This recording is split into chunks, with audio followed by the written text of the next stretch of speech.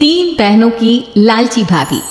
करिश्मा, रेशमा और मनीषा तीन बहनें हैं। उनका एक भाई भी है, मयंक। मयंक अपनी बहनों को बहुत प्यार करता है, लेकिन मयंक की पत्नी सविता इस मामले में मयंक से बिल्कुल ही अलग है। वो अपनी ननदों का जितना बुरा कर सकती है उतना बुरा करती ही रहती है और अपनी ननदों पर हुक्म भी चलाती है। करिश्मा, करिश्मा, तुमने अभी तक नाश्ता नहीं बनाया? तुम्हारे भैया को ऑफिस जाने में देर हो रही है। हाँ भाभी, बस अभी बनाती हूँ। करिश्मा, तुम ये ढीलापन छोड़ दो। कल को पराये घर जाना है। वहां अगर तुम इस तरह से काम करोगी तो लोग क्या कहेंगे कि माँ ने और भाभी ने कुछ सिखाया नहीं। और तुम्हारी दोनों बहनें कहाँ हैं? रेशमा मार्केट गई है और मनीषा सो रही है। क्या? सुबह के 8 बज रहे हैं और ये महारानी अभी भी सो रही है? ये कहते हुए सविता अपनी सास दुर्गा देवी के पास जाती है। माँ जी, देख रही हो अपनी बेटियों के तौर तरीके? क्या हुआ बहू, सुबह सुबह क्या कर दिया मेरी बेटियों ने? अरे एक तो अभी अभी उठकर किचन में गई है, दूसरी सुबह सुबह बाहर चली गई और तीसरी अभी तक सो रही है। क्या करूं मैं इन तीनों का? मैं तो परेशान हो गई हूँ। जाकर उठा उसे और रेशमा से मैं बात करती हूँ। सविता सीधा मनीषा के कमरे में जाती है और उससे कहती है, महारानी जल्दी उठो, सूरज सर पर आ गया है। भाभी थोड़ी देर और सोने दो ना, मैं रात को लेट सोई थी। वो क्या ना यूनिट टेस्ट चल रहा है। शराफत से उठती है या नहीं, या फिर पानी की भरी बाल्टी डालूं तेरे ऊपर?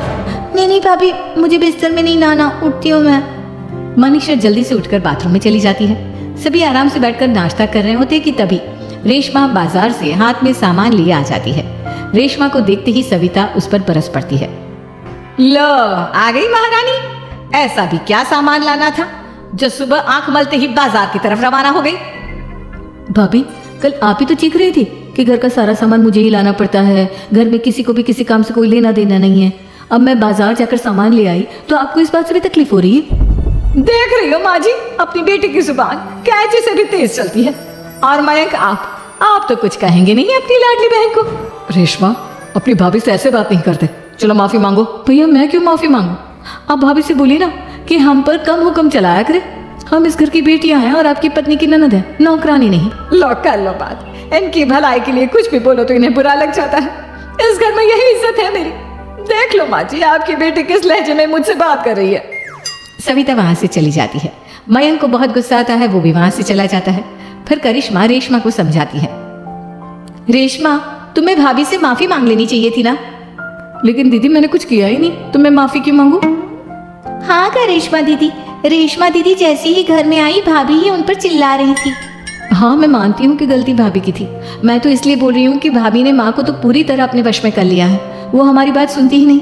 मयंक भैया हमारे लिए हमेशा खड़े रहते हैं, इसलिए उनकी बात का मान तो तुम्हें रखना चाहिए था ना। कोई फायदा नहीं दीदी, कुछ दिनों की बात और है, भाभी उन्हें भी हमारे खिलाफ भड़का देंगी। फिर वो भी माँ की तरह हमारी किसी बात का विश्वास नहीं करेंगे। इसी तरह सविता अपनी तीनों ननदों को किसी न किसी बात पर परेशान करती रहती थी। एक दिन मयंक अपनी तीनों बहनों के लिए गिफ्ट लाया। करिश्मा, ये तुम्हारे लिए हार का सेट। रेशमा, तुम्हारे लिए सुंदर सी ड्रेस। और मनीषा, तुम्हें किताबें पसंद है ना, तुम्हारे लिए किताबें लाया हूँ। थैंक यू भैया। थैंक यू भैया। थैंक यू भैया। करिश्मा, तुम्हारा नेकलेस कितना सुंदर है, ये भैया कहाँ से ले आए होंगे? मैंने भैया को 3 दिन पहले फोन पर ये डिजाइन दिखाया था और आज भैया ये ले आए। सविता तो अपनी ननदों के गिफ्ट्स देखकर जल गई और करिश्मा का नेकलेस तो उसे भी बहुत पसंद आया था। अपनी बहनों के लिए कितना अच्छा नेकलेस लेकर आए हैं, मुझे कभी कोई गिफ्ट नहीं दिया।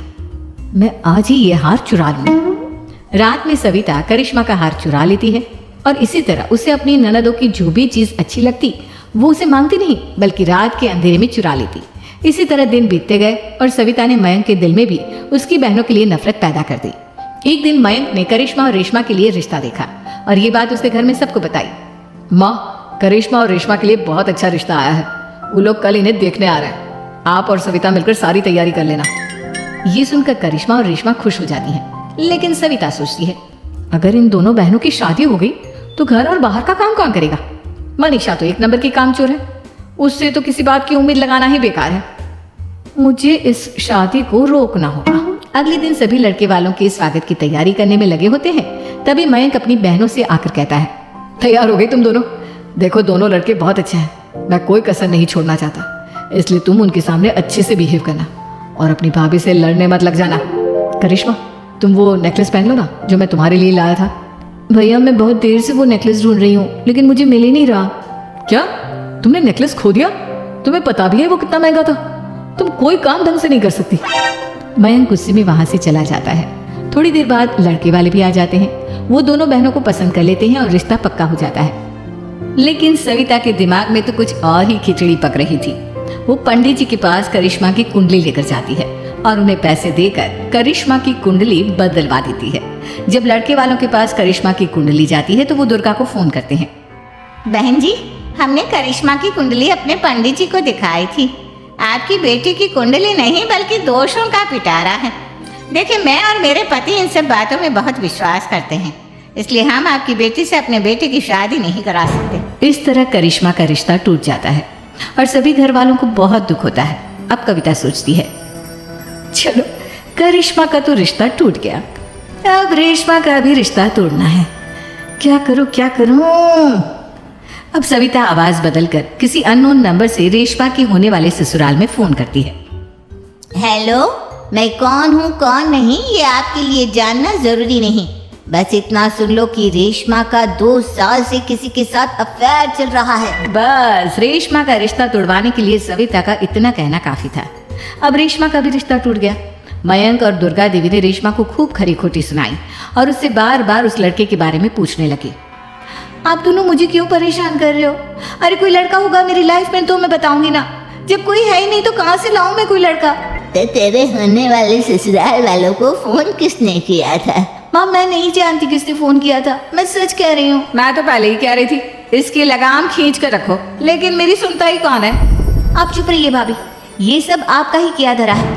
अब तीनों बहनों को विश्वास हो जाता है कि ये सब उनकी भाभी ही कर रही है। तीनों बहनें अपनी भाभी को सबक सिखाने के लिए एक वकील कर लेती है और घर में हिस्सा मांगा। देखो भैया, माँ बाप की जायदाद में जितना बेटों का हक होता है उतना ही बेटियों का, इसलिए इस घर के 4 हिस्से होंगे और हमें अपना हिस्सा चाहिए। मैंने तुम्हारे लिए क्या क्या नहीं किया और तुम इस घर में हिस्सा मांग रही हो? भैया, आप और माँ हम बहनों की कोई बात नहीं सुनते हो और भाभी हमारी शादी नहीं होने देगी क्योंकि उन्हें लगता है कि आप हमारी शादी में ज्यादा पैसा लगाओगे और उन्हें हम जैसी फ्री की नौकरानी कहाँ मिलेगी। तो हम भाभी के साथ तो रह नहीं सकते, हम बहनों को अपना हिस्सा चाहिए। अरे तुम्हें शर्म आनी चाहिए अपनी भाभी पर ऐसा इल्जाम लगाते हुए। वो तुम्हारे बारे में कितना सोचती है। हाँ माँ, भाभी हमारे बारे में बहुत सोचती है। दिन रात बस यही सोचती रहती है कि किस तरह से अपनी तीनों ननदों को परेशान करूं और कभी मुझे पढ़ने भी नहीं देती। दोनों बहनों का रिश्ता भी तो इन्होंने ही तोड़वाया है और रात में हमारे कमरे में आकर हमारी चीजें भी चुराती हैं। इसी तरह सविता की तीनों ननदें अपनी बात पर अड़ी रही। अब कोर्ट में तारीख भी शुरू हो गई। जब सविता को लगा कि उसकी तीनों ननद इतनी आसानी से नहीं मानने वाली तो उसने अपने पति और सास को सारी सच्चाई बता दी और अपनी तीनों ननद से माफी मांगी। मयंक और दुर्गा को भी अपनी गलती का एहसास हो गया।